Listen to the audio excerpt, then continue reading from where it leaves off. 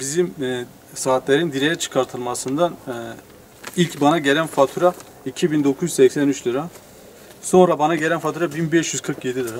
Bu yüksek mevraları bana kullandığım söyleniyor. Evime bakılmasını istedim. Evimde hiçbir şey yok. Bunlar kullanmadığım bir şey, bana zorla mafya gibi yakama takılmışlar, ödeyeceksin diyorlar.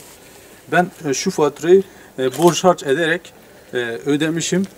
Şunu da yeni bugün gelmiş. Ne yapacağımı bilmiyorum. Yetkililere buradan sesleniyorum. Bana yardımcı olsunlar. Bunu bir çözsünler. Yani burada bir nasıl söyleyeyim, adaletsizlik var burada. Saatlerimizi direğe çıkarmışlar. Bizi suçluymuşuz gibi böyle şey yapıyorlar. Hani bir şey yapmışsak, kullanmışsak tamam. Kullanmadığımız bir şey. TEDAŞ'a gittim. Yetkili kişilere dilekçemi verdim. İlk gün bana adam denilen şey, ben yanlışlık yapmışım, düzelteceğim. Bana son ödeme tarihinden bir gün önce, bu tarihten bir gün önce, ayın 6'sında gel denildi. O gün gittiğimde ise sen bunu kullanmışsın, ödeyeceksin de. Nasıl kullanmışım? Kullanmışsın. Şoktayım yani. Ben kullanmadığım bir şey kullanmışsın diyor. Ben kendi kendime psikolojik ben çok kötü durumdayım yani şu an. Gelip saati de kontrol etmemişler. Saatimin değiştirilmesini istedim. Saati de değiştirmiyorlar. Böyle yüksek mevlalarda gelecekse ben bu elektriği kullanmak istemiyorum. Yani ben uzaya mı çıkayım? Nereye gideyim artık?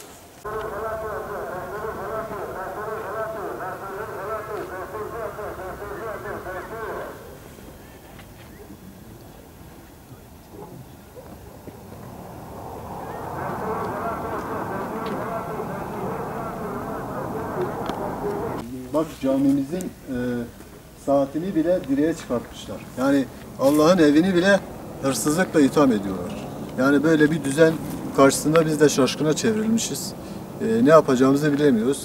Yani bu TEDAŞ'ı mafyaya teslim etmiş devlet.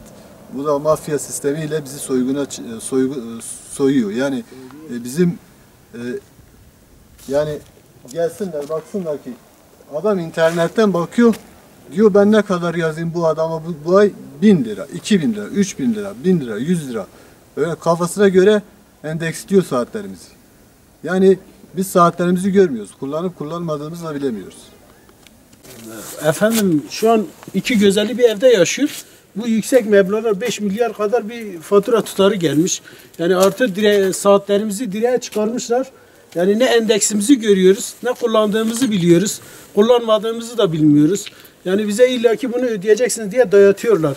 Yani resmen bir soygunla karşı karşıya kalmışız.